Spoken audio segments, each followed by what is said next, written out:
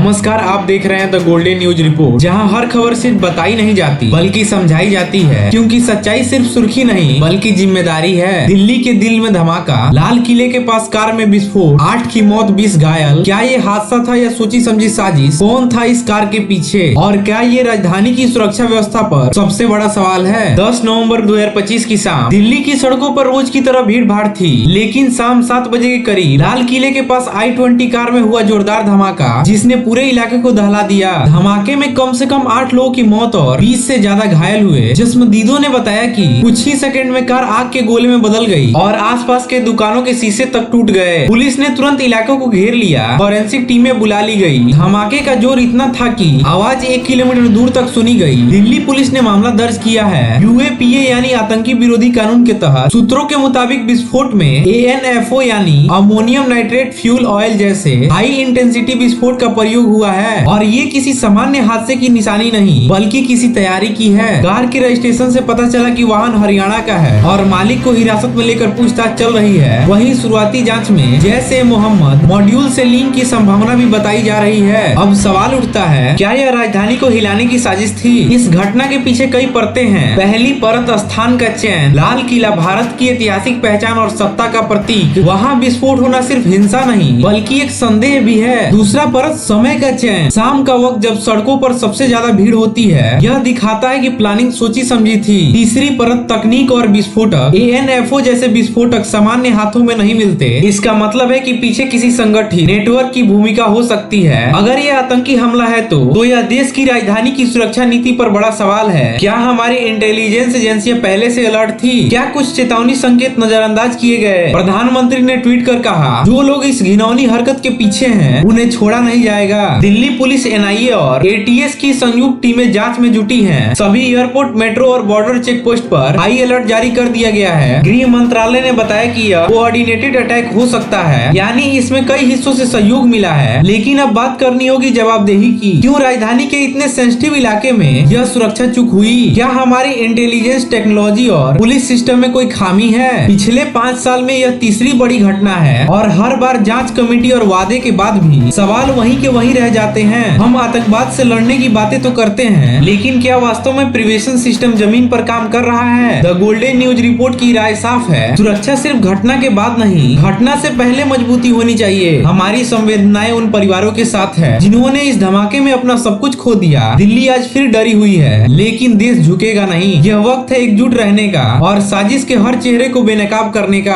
आप देख रहे थे द गोल्डन न्यूज रिपोर्ट। अगर आप चाहते हैं कि सच्चाई की गहराई तक पहुंचना तो चैनल को सब्सक्राइब करें और बेल आइकन को दबाएं ताकि अगली रिपोर्ट सीधे आप तक पहुंचे। इस रिपोर्ट में अंत तक बने रहने के लिए आपका बहुत बहुत धन्यवाद।